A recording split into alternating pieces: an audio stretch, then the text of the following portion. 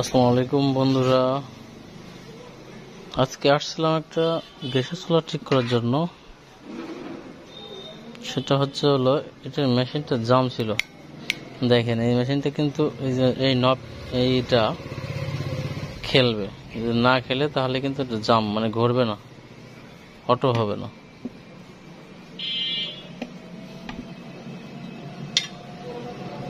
ভিতরের দিকে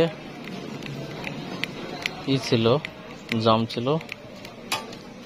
অনেক সময় দেখা যাচ্ছে যে উপর দিয়েও দেখা যাচ্ছে, এরপরে দুই একটা দেখা গেছে প্লাস দিয়ে হালকা টাকটুক বাড়ি দিলে, একটু গোড়ায় তেল দিলে অনেক সময় দেখা যাচ্ছে ক্লিয়ার হয়ে যায়।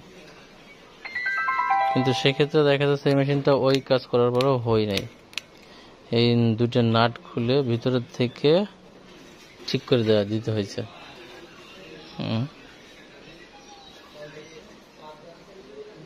আবার দেখা যায় যে অনেকে এটা ফায়ার করে না, বুঝছেন। অনেক সময় দেখা যায় যে এই যে মাথা ফায়ার করে না, আর ফায়ার করলেও আগুন জ্বলে না।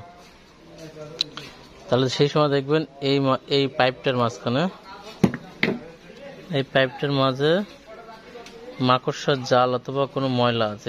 এই পাইপটা, এটা হলো এই যে ফায়ার নিবল, এই যে এখানে আছে সেটা ফায়ার নিবল। এই ফায়ার নিবল দিয়ে গ্যাসটা আসবে, আর এইখান থেকে ফায়ারটা ধরার কারণে দেখেন আপনার আগুনটা জ্বলবে। এই পাথরে যদি সমস্যা থাকে তাহলে দেখে যে মাথায় স্পার্ক হবে না।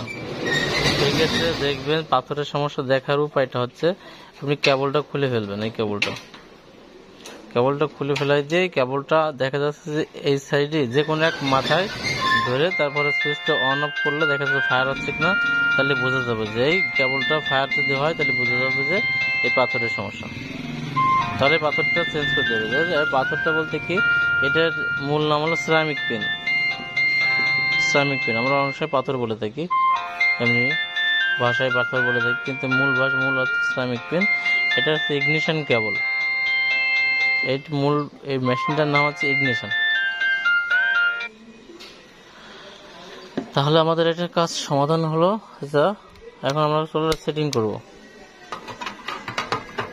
সেটিং করতে গেলে অনেকে কি করেন, আগে পাইপের নাটগুলো লাগান। এই পাইপের নাটগুলো লাগান। সেই ক্ষেত্রে পাইপের নাটগুলো আগে লাগাবেন না, আগে লাগাবেন এই সাইডটা লাগাবেন। তাহলে আপনার জন্য কাজ করতে অনেক সোজা হবে। এই সাইডটা লাগাবেন।